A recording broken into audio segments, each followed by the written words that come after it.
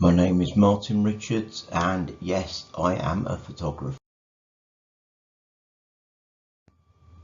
My story starts around 1980 when I was 16 and I was a pupil at Reap Valley College in Syston, which is in Leicestershire in the middle of the UK. I came across a darkroom in the school science department and asked my chemistry teacher, John Meadows, what the room was used for.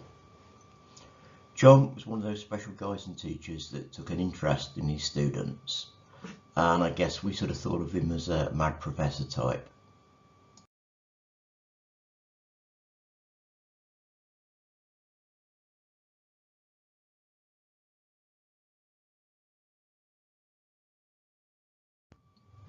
John not only introduced me to photography, but he's also taught me how to develop and print my own photos, and he ended up selling me an enlarger and a bike.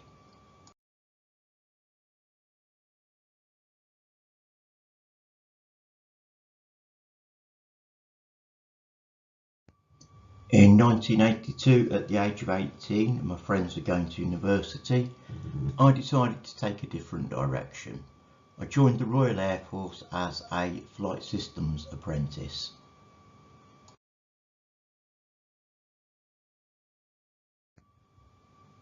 After a few weeks basic training, I was sentenced to 3 years at RAF Cosford.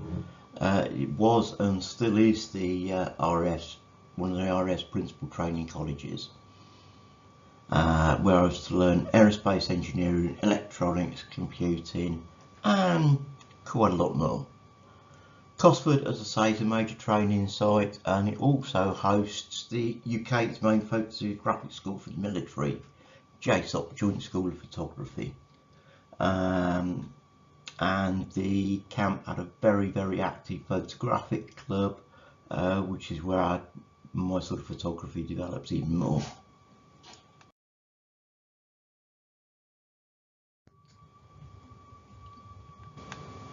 By late 1985, I'd completed my trade training and I was posted to RAF Odium in Hampshire, working on HC-1 Chinook helicopters for 3 years. The forces in the 80s is very different from they are today, especially the units where I worked, and unless it was a very special occasion, photography was not normally allowed.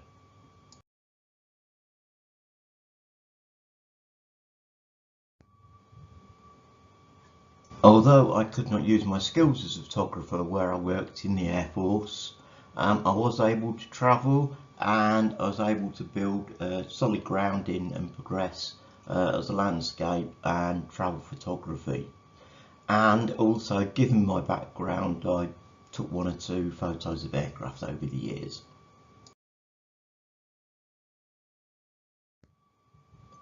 Over the 1980s and 1990s, as my photography not only improved, but my love of photography also grew. By the mid-1990s, cameras started to become more and more sophisticated with an ever-increasing electronic content, but they remained firmly film cameras. My last film camera, a Canon EOS 750, was a massive step away from my MTL3. But both took the same 35mm film.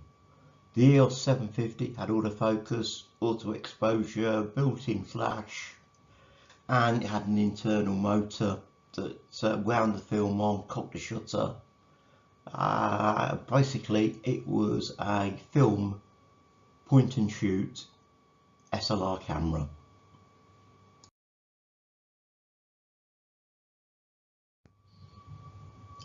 By 1999, I bought my first digital camera, a Kodak DC-210. This camera took photos sized at just over 1000 by 800, which is 1 megapixel, and stored them on compact flash cards around 2 to 8 meg in size. 35mm film's approximate equivalent resolution somewhere between 6 to 9 megapixel. So for a number of years, my serious photography, I retained my film cameras. My sort of Canon finally bit the dust when I bought a 6 megapixel Fuji S7000, a bridge camera. By 2007 I bought my first serious digital SLR camera, a Canon EOS 400D, and I've not used film cameras since. My current camera is a Canon EOS 5D Mark IV. In many ways this camera is evolutionary from my last film camera, the EOS 750. In some ways it's revolutionary as a technological item. However, it's still the same idiot that presses the shutter button with the same attitudes, understanding and love of photography. I was injured when I was serving in the forces, and by March 2010, at the age of 47, I had to stop work.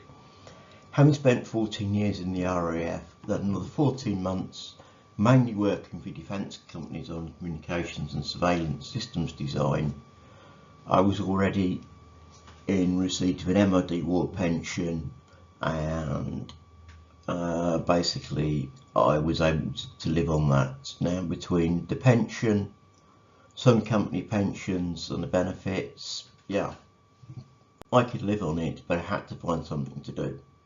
So I decided I would take my photography a massive step forward, and in October 2010 I enrolled as a part-time mature student at Leicester College and De Montfort University in Leicester. My course, Foundation Degree in Photography and Video, was taught by staff at Leicester College and with visits to the university.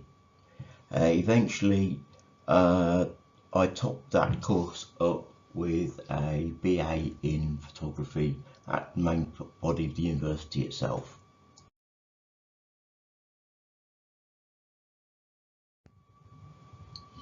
With a few gaps, I've been a mature student now for almost 8 years, and whilst my technical knowledge, to be honest, hasn't changed that much or been affected by my studies, my understanding and contextualisation of photography and my existence as a media engineer and digital consumer has changed an awful lot. As a side note, restarting my formal education at the age of 47 ended up confirming what I'd always suspected, and that I had formal diagnosis that yes, I was dyslexic. Yes, I've made a switch in terms of physical equipment from film to digital, but I've not made a mental switch, at least not as a landscape photographer. Given the right equipment and circumstances, taking a photo, film or digital of a landscape item, I think it came out pretty much the same. It's a mindset thing. I try to get it right in the camera. What does that mean and how does it affect my photography?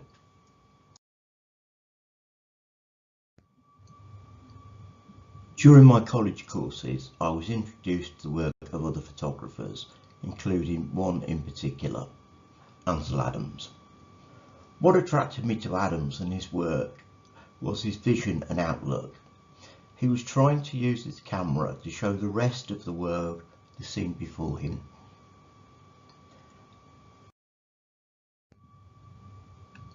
Adams, in viewing a scene, and remember here that he mainly worked in black and white, was able to make an assessment of the tonal range of a scene. This was in the days before we had the tools such as histogram displays that are now built into the back of our cameras. Adams developed a systematic approach to viewing the range of a subject, in which he went on to be called. In my own photographic work, I try and work with a similar mindset to Adams, in that I'm trying to use the camera to show people the scene that I view in front of me, and that whilst I will manipulate an image using modern tools in Lightroom that mirror the tools that the likes of Adam used in a dark room, is I don't use Photoshop. I don't add things to image, I don't take them away. I just try and make the image replicate what I saw with my eyes, and more especially with my brain. A good example of the way I work is a project I did in my foundation degree on some closed RAF bases. Trigger for this project was the withdrawal and scrapping of the GR9 Harrier aircraft.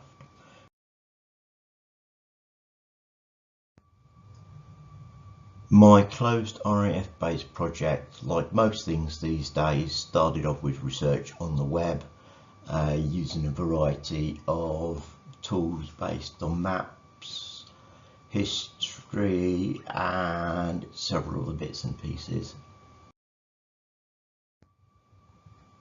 The RAF built its principal airfields from the 1920s onwards with a distinctive A-shaped pattern.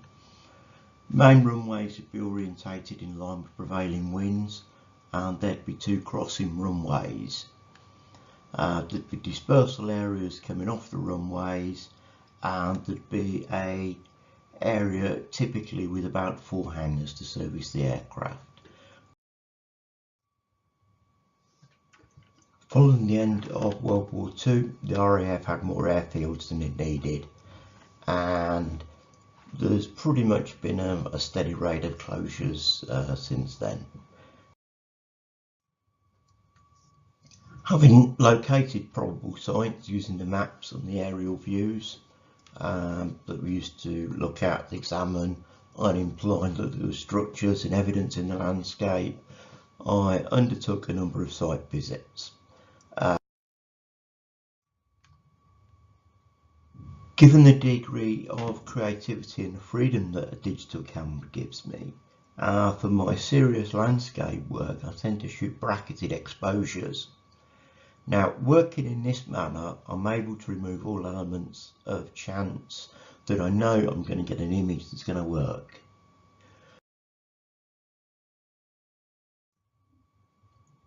This image and the next couple of images are just some of the HDR images that I produced as part of my closed airfields project.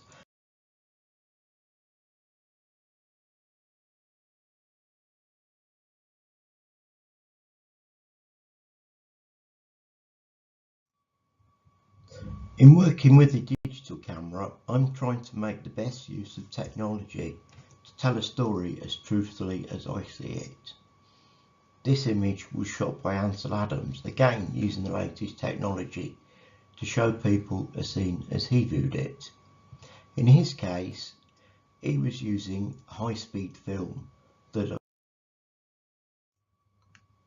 times and fashions though changed. This is one of my own images in which I captured a waterfall, and again using modern digital technology plus a filter, I'm able to show a scene as I wanted to show it, albeit in a totally different way.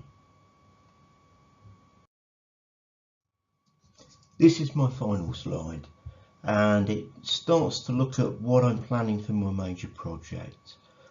My interests being history, landscape. I'm looking to produce a project along that theme. I've got two options that I'm considering at the moment. One's a rural theme and one's an urban theme. Well, the rural theme, I'm going to be looking at, again, closed camps, in this case banged up abroad, former prisoner of war camps in the UK. From the urban perspective, I'm looking at buildings and the marks that we've left on the buildings and the way that the usage has changed on the buildings over the years.